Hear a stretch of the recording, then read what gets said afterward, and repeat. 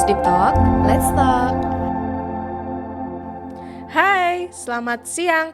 Kali ini bersama saya Sherly dan kali ini kita akan membahas podcast tentang beasiswa. Oh iya, hari ini kita ada narasumber nih, namanya Mas Eja. Mungkin Mas Eja bisa kenalan dulu, silakan Mas. Oke, halo Sobat Pusdip, perkenalkan aku Ahmad Imam Muzani, mahasiswa dari Program Studi Informasi dan Humas, Sekolah Vokasi Angkatan 2021.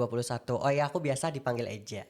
Oh, dipanggil Eja gitu Eja. ya. Oh ya kok, kenapa sih Mas kok bisa dipanggilnya Eja, kan kayak beda banget tuh dari namanya tadi Ahmad siapa tadi itu Mas. Iya, emang dulu sempat jadi perdebatan karena nggak Oh, tahu teman-teman SMA dulu tiba-tiba manggilnya tuh Eja gitu. Akhirnya ya udahlah sampai sekarang akhirnya pada panggilnya Eja gitu. oh Terus nyaman juga iya. sih sama dipanggil Eja gitu. Oh iya, dari SMA bukan dari kuliah ya berarti ya Iya itu dari ya. SMA.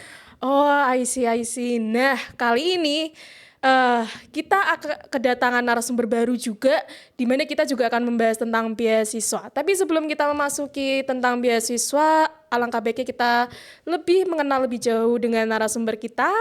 Mungkin Mas bisa sharing-sharing nih Mas, kenapa memilih jurusan yang sekarang dan tahu infonya dari mana gitu Mas? Oke, jadi aku dari jurusan Informasi dan Humas, kebetulan dari konsentrasi PR atau Humas. Nah, dulu aku tahu info ini dari kakak kelas SMA aku, karena sebenarnya aku nggak tahu kalau di Undip tuh ada jurusan D4 gitu. Dan yang gelarnya tuh Sarjana Terapan kan. Dan aku dengar-dengar tuh kalau Sarjana Terapan itu dia lebih banyak prakteknya daripada teorinya. Kemudian setelah setahun kakak kelas saya jadi cutting, saya mencoba daftar di jurusan Informasi dan Humas dan alhamdulillah keterima gitu. Kemudian di semester 3-nya itu saya memilih peminatan Public Relation atau Humas. Nah, di situ jujur sebenarnya saya tuh nggak ada passion di dunia public speaking, ngomong seperti itu. Lebih passion di dunia seni seperti menggambar gitu. Cuman ternyata setelah mencoba, oh ternyata di sini juga seru di jurusan Informasi dan Humas gitu. Kayak kita jadi percaya diri ngomong di depan umum gitu, jadi konten kreator, bikin video gitu, jadi percaya diri banget sih gitu. Oh, ternyata ini terinspirasi dari kakak kelas gitu ya? Iya Ah, betul. ah ternyata memang pengaruh kakak kelas ini memang sangat itu ya, sangat mujarab gitulah ya.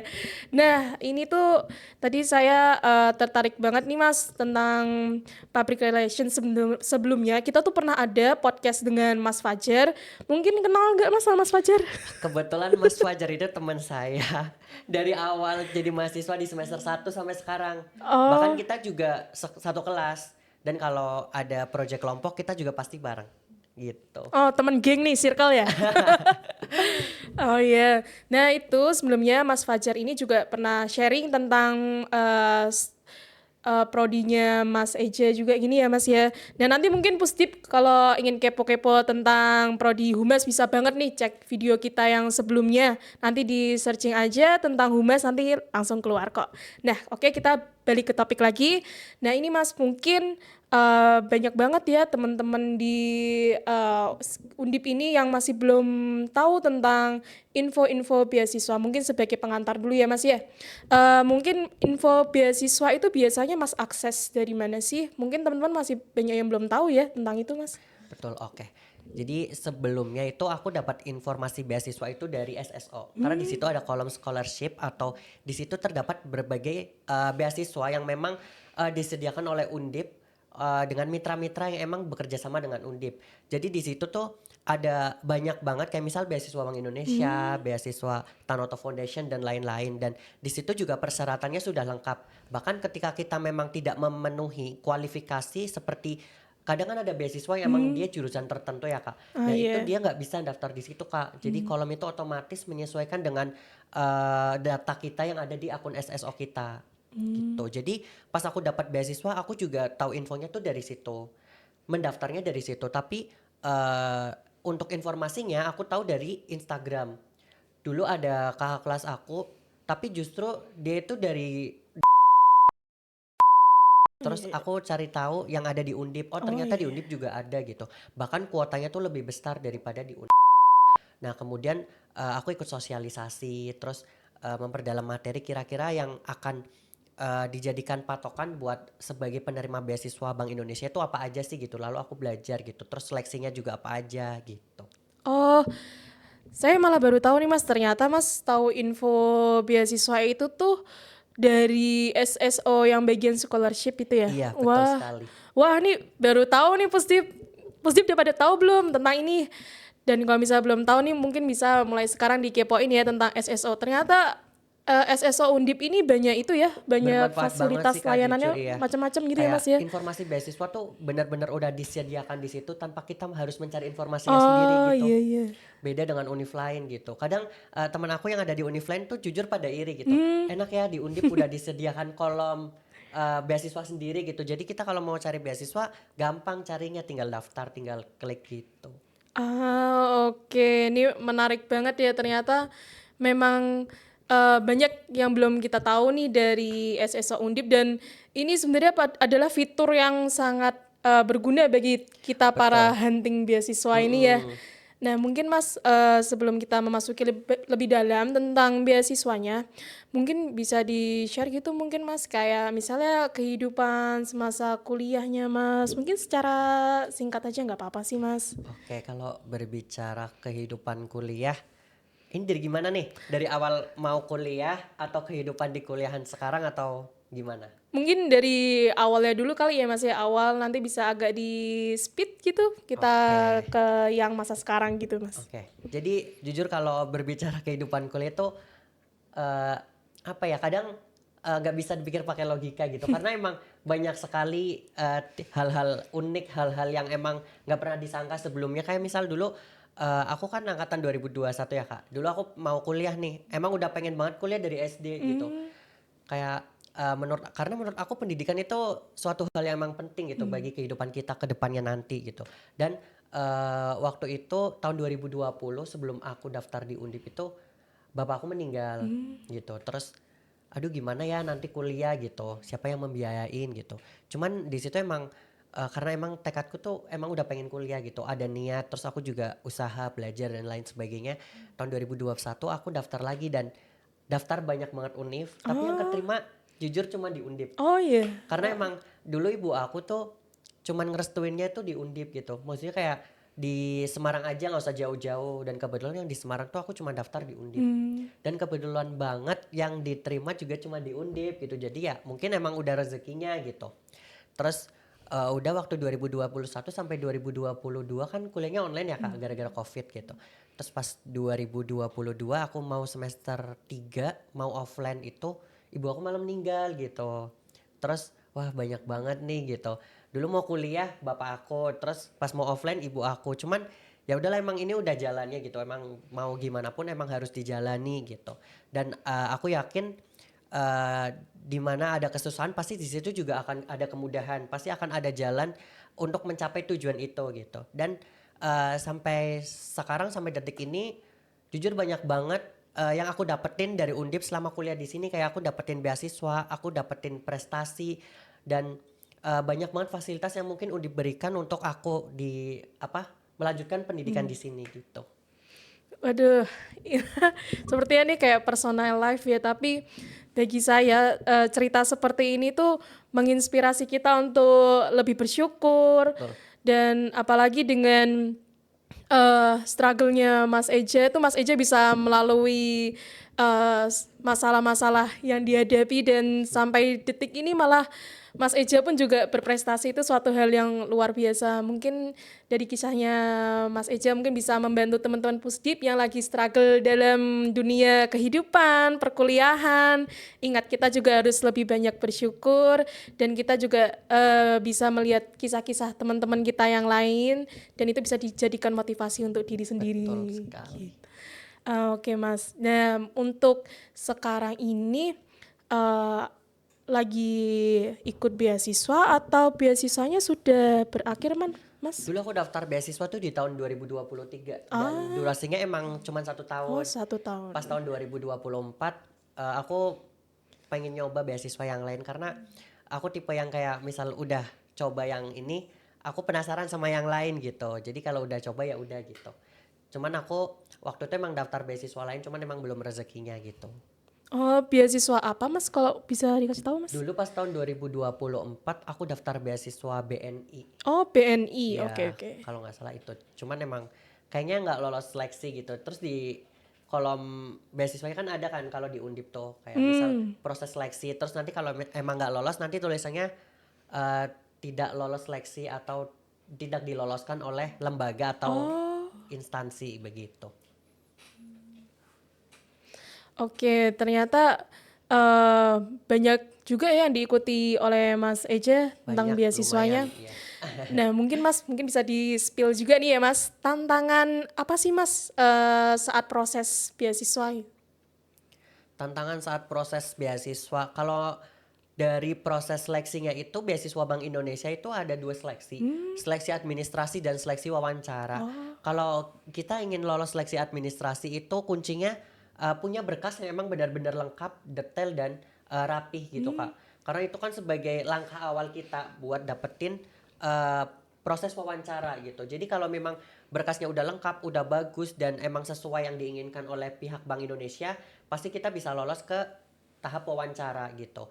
Dan di tahap wawancara juga kita harus menyiapkan materi yang mana nantinya mungkin akan diajukan pertanyaan kepada kita gitu. Mungkin seputar Bank Indonesia, terus fungsi Bank Indonesia itu apa, terus kebijakan dari Bank Indonesia itu sendiri itu apa, sama mungkin beasiswa Bank Indonesia yang kamu tahu itu apa. Kemudian di beasiswa Bank Indonesia kan misal kita udah keterima namanya itu kita penerima beasiswanya kan disebutnya Genbi, Generasi Baru Indonesia. Jadi nanti di situ juga biasanya ditanya apa yang kamu tahu sih tentang Genbi, Generasi Baru Indonesia gitu. Soalnya kadang ada nih Kak yang nyebut apa sih yang kamu tahu tentang Genbi gitu. Dia nyebutnya Generasi Bank Indonesia Waduh, gitu. salah Padahal kan ya. Generasi Baru Indonesia itu kan cukup Oh, mengecoh ya iya Kak. iya iya. Sederhana cuman kalau satu kata salah kan itu emang fatal banget ya Kak. Jadi bisa aja menggugurkan proses seleksi wawancara begitu. Berarti kalau di beasiswa Bank Indonesia itu kemarin prosesnya itu seleksi administrasi. Seleksi administrasi dan seleksi wawancara. Oh, berarti hanya dua itu saja, Mas. Iya. Dan mungkin untuk jangka proses rekrutan beasiswa itu tuh berapa lama, Mas? Ingat nggak, Mas? Aku lupa-lupa inget sih, cuman emang nggak terlalu lama. Cuman emang kalau misal dari pengumuman keterima menjadi beasiswa Bank Indonesia, penerima beasiswa Bank Indonesia sama menjalankan tugas-tugasnya, terus kita masuk organisasinya itu kurang lebih ada 3 bulan sih dari misal kita keterima di bulan Maret, mungkin dari Juni atau Julinya kita baru bisa bergabung di Genbi yang emang buat tahunnya kita gitu. Ah, oke. Ini Mas, kadang kan kalau seleksi administrasi itu banyak sekali berkas-berkasnya dan memang kadang dari kita sendiri ini yang kadang nggak lengkap, salah satu berkas pun bisa nggak lolos ya Mas ya. Betul banget. Mungkin waktu seleksi itu, seleksi berkasnya itu apa aja Mas berkas yang harus diunggah seperti itu Mas? Kalau seingat pengetahuanku itu yang paling penting itu mungkin motivation letter. Oh iya, maaf Mas mungkin mic-nya agak dideketin dulu Oke. aja. Oke. Mungkin motivation letter seperti esai, Oh iya. kemudian juga CV. Terus aku lupa-lupa inget ya Kak. Iya, iya. Soalnya juga ada beberapa data yang emang dari SSO tuh udah ada, jadi kita nggak usah nginput gitu. Lumayan sih kayak ada KK, terus akte, KTM dan lain sebagainya. Terus misal kita punya prestasi itu juga bisa jadi poin plus banget Kak buat kita daftar beasiswa begitu. Hmm. Tadi Mas menyebut ada motivation letter ya, itu tuh apa ya Mas ya? Itu tuh kayak semacam esai ya Kak. Jadi kita disuruh bikin esai yang mana apa sih yang memotivasi kamu buat mendapatkan beasiswa Bank Indonesia. Tapi dulu tuh aku menceritakan dulu tuh latar belakangku, terus kehidupan kuliahku, terus baru di situ aku menjelaskan tentang motivasi aku buat dapetin beasiswa Bank Indonesia itu apa gitu. Kemudian itu kan motivation letter itu kan seperti yang tadi Mas jelaskan. Nah itu mungkin Mas cara awal yang membuat kerangkanya itu tuh seperti apa Mas? Maksudnya biar tahu urutannya tuh seperti ini Oke, gitu Mas. mungkin kalau dari aku pribadi kemarin aku juga emang nggak ada ini ya info spesifik bikin motivation letternya tuh gimana. Cuman aku pernah diceritain sama temanku kalau ya udah sih kamu ceritain aja nih dari latar belakang kamu, terus kemudian kegiatan kamu di perkuliahan itu apa aja. Kemudian nanti dijelaskan juga apa yang memotivasi kamu buat daftar atau buat dapetin beasiswa Bank Indonesia begitu. Itu bahasa Indonesia, Mas? Itu bahasa Indonesia. Cuman kalau di beasiswa Bank Indonesia itu kan ada 3 jalur ya Kak. Jalur reguler, vokasi, sama jalur unggulan. Nah, kalau jalur reguler itu kuotanya itu 75 kalau nggak salah. Kalau vokasi itu 25 dan kalau unggulan juga 25. Bedanya kalau reguler itu dia hanya untuk sarjana S1. Kemudian kalau untuk vokasi itu hanya untuk mahasiswa sekolah vokasi. Dan kuotanya juga lebih dikit 25. Sedangkan untuk jalur yang unggulan itu juga kuotanya 25 tapi itu juga bisa untuk anak vokasi dan anak atau S1. Nah, untuk perbedaannya mungkin lebih ke kalau unggulan itu dia motivation letternya berbentuknya bahasa Inggris Oh, gitu. Cuman untuk wawancaranya aku kurang tahu menggunakan bahasa Inggris atau bahasa Indonesia gitu. Cuman setahu aku kemarin aku wawancaranya secara online. Cuman kalau yang unggulan itu secara offline langsung di Bank Indonesia. berarti Mas yang vokasi ya? Iya, aku yang jalur vokasi. Oh, oke. Pasti kalau kita mau mendapatkan beasiswa ataupun pekerjaan, pasti itu kan ada wawancara. Mungkin Mas bisa di-spill juga sih Mas tips wawancara biar ya setidaknya kita bisa lolos gitu Mas. Oke, aku sebenarnya nggak tahu info spesifik atau kunci gimana sih caranya biar kita lolos. Yang penting jujur kita tuh percaya diri sama kemampuan yang kita miliki. Karena kalau kita emang jujur dan percaya diri, pasti kita juga kalau ngomong juga nggak akan belibet. Kita juga bakal gampang buat berbicara sesuatu di depan interviewer kita gitu. Jadi kalau aku biasanya wawancara pastinya perkenalkan diri gitu. Ya dengan rasa yang optimis dan percaya diri. Kemudian aku juga menjelaskan pertanyaan-pertanyaan yang memang ditanyakan oleh interviewer secara percaya diri. Dan memang ketika kita nggak tahu, kita jangan berlagak seperti orang yang sok tahu gitu Kak. Jadi mungkin lebih ke mungkin sepengetahuan saya beasiswa Bank Indonesia adalah nana gitu. Yang penting kita memang sudah mempelajari itu biar nggak kelihatan kita nggak mempersiapkan apa-apa nih. Jadi kita kelihatan kalau kita tuh udah siap buat diwawancarai gitu. Nah, terus Mas untuk cara ngatasin nervous nih Mas, gimana tuh? Oke, cara ngatasi nervous. Sebenarnya ini juga aku ngerasain ya dari dulu karena dulu aku emang nggak suka banget ngomong di depan umum kayak gini, apalagi di depan orang-orang banyak tuh nggak suka banget dan nggak percaya diri. Cuman karena mungkin bisa karena ada beberapa hal ya, bisa karena terbiasa, ada orang yang bisa karena terpaksa, dan orang bisa juga karena berusaha gitu. Cuman aku kayaknya di sini mungkin bisa karena terpaksa karena di prodi aku dia lebih sering public speaking gitu-gitu Kak. Jadi ya kalau untuk mengatasi nervous mungkin kita harus sering-sering berlatih gitu. Jujur aku mungkin beberapa kegiatan yang ada seleksi wawancaranya kayak misal seleksi masuk BEM itu kan pasti ada wawancara, terus seleksi kepanitiaan pasti ada wawancara. Nah, di situ yang mungkin menurut aku menjadi salah satu bentuk latihan untuk berbicara di depan umum dan melatih kenervesan kita agar lebih percaya diri ketika kita berbicara kepada orang lain atau orang banyak gitu. Oh, oke.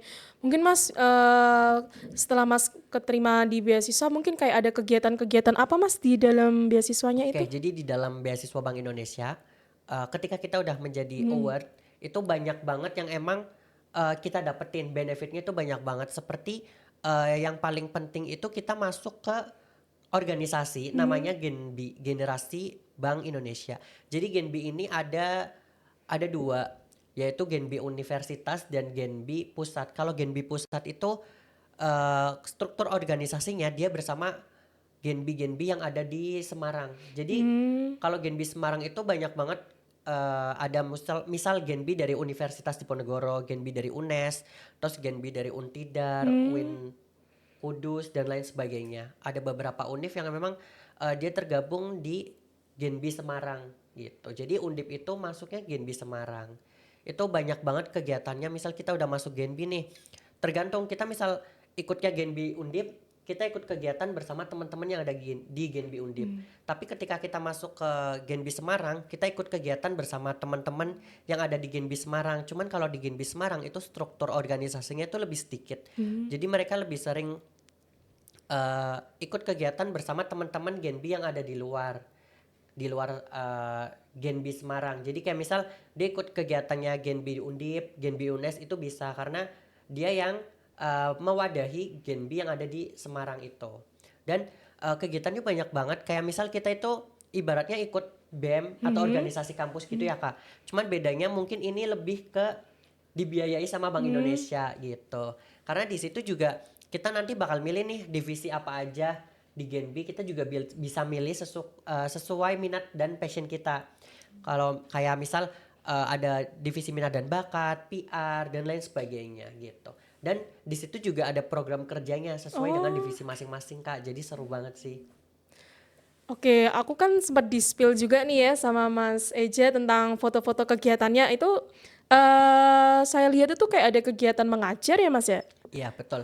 Jadi dulu aku tuh masuk ke divisi minat dan bakat dan kebetulan proker teman aku itu pengabdian ke sekolah dasar. Dia tuh ngajar musik, ngajar musik dan seni tari. Jadi dia di sana kita mengajarkan tari dan mengajarkan menyanyi lagu kebangsaan gitu Kak. Gitu. Seru juga ya. Seru banget. Terus Mas, gimana sih cara membagi waktu ya antara kegiatan beasiswa dan kegiatan perkuliahan waktu itu Mas? Oke, jujur pas aku dapat beasiswa Bank Indonesia juga aku sedang ikut BEM. Jadi waktunya benar-benar terbagi-bagi banget. Cuman aku selalu memprioritasin buat kuliah karena emang tujuan utama di sini kan buat akademik, buat kuliah. Jadi aku nggak mau mengesampingkan itu. Kemudian untuk BEM dan beasiswa itu pasti seringnya itu kalau BEM ini terutama biasanya tuh rapat-rapat itu kan malam hari, terus prokernya juga kalau nggak Sabtu tuh Minggu gitu. Dan kalau beasiswa Bank Indonesia juga sama, kita malah seringnya rapatnya secara online gitu karena emang banyak teman-teman kita yang emang sedang magang di luar kota atau nggak di Semarang gitu, jadi kita melaksanakan rapat secara online. Terus untuk kegiatannya kita juga sering kegiatannya itu di hari Sabtu kalau nggak Minggu Kak, jadi nggak bertabrakan dengan kegiatan perkuliahan. Oh, berarti memang udah ada timeline-nya sendiri-sendiri ya. Betul. Terus gimana ya Mas ya rasanya penuh banget nih jadwalnya. Duh, gimana pusing apa stres atau Pusing, burnout stres. gitu Mas?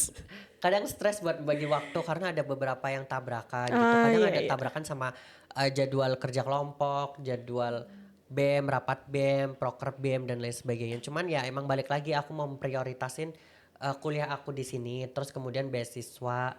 Karena beasiswa kan kita juga udah difasilitasi dan Iya. dibiayai oleh pihak Bank Indonesia gitu.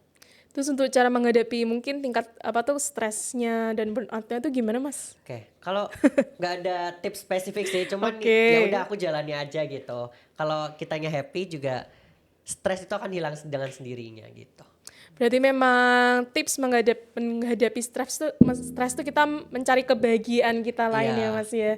Karena memang kadang ya wajar kita sebagai manusia pasti kita juga merasakan burnout-nya kehidupan, stresnya gimana, entah dari pekerjaan, bagaimana kita di kehidupan bersosial, tapi nikmatin saja ya karena pasti semua itu akan datang gitu ya. iya betul Oke, sekali. kemudian Mas pesan Mas Eja untuk mahasiswa yang lain ketika menghadapi struggle itu apa Mas? Kalau mungkin tips dari aku, karena juga jujur aku pengen menginfluence, Wah, dan bagus memotivasi bagus bagus. teman-teman semua. Kalau emang kita punya mimpi, kita harus mengejar mimpi itu. Karena emang kalau kita pengen mendapatkan sesuatu, kita memang harus diuji dulu gitu. Biar kita ngerasain kalau kita udah dapetin apa yang kita mau tuh, kita ngerasain, oh dulu aku dapetin ini dengan cara yang kayak gini nih, dengan gini-gini. Jadi kita merasa puas hati gitu, bangga dengan diri sendiri karena kita bisa mencapai itu semua gitu. Dan intinya jangan pernah menyerah, selalu percaya bahwa di setiap kesulitan pasti ada kemudahan gitu. Oke. Dan kuncinya sabar. Sabar, Sabar juga ya Mas pasti pantang ya. menyerah ya. Pantang menyerah. Oke Mas, mungkin sebelum kita mengakhiri acara mungkin bisa di-spill nih Mas sosmednya biar teman-teman pada kalau misalnya mau ngepoin, mungkin apakah berkenan menghubungi Mas Eja? Boleh banget berkenan ngubungi Instagram aku. Tapi Instagram aku masih privat nih Kak. Oh gitu.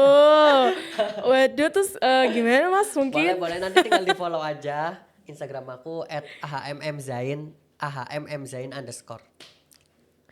Oke.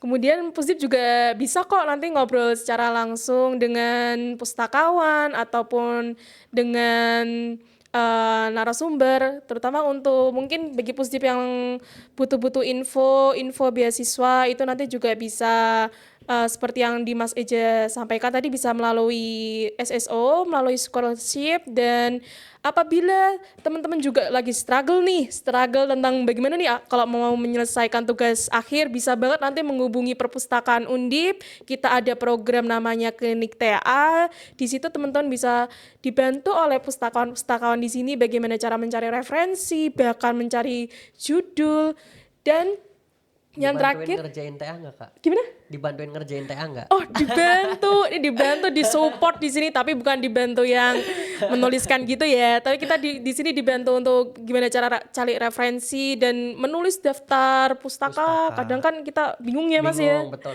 Oke.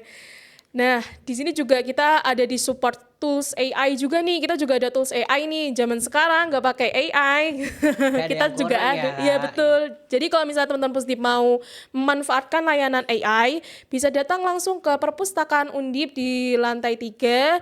Dan apabila Pusdip ingin kepo-kepoin tentang program-program kita, bisa banget follow sosmed UPT Perpustakaan Undip Press, ada TikTok, Instagram, kemudian ada YouTube, dan kemudian ada WhatsApp, dan websitenya juga jangan lupa ya, websitenya yaitu digilib.undip.ac.id. Dan jangan lupa subscribe juga di channel YouTube ini, dan pastikan kalian untuk likes video-video kita karena kita akan banyak konten menarik lainnya.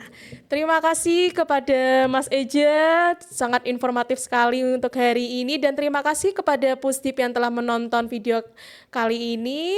Kita cukupkan. Dadah. Pusdip Talk, let's talk.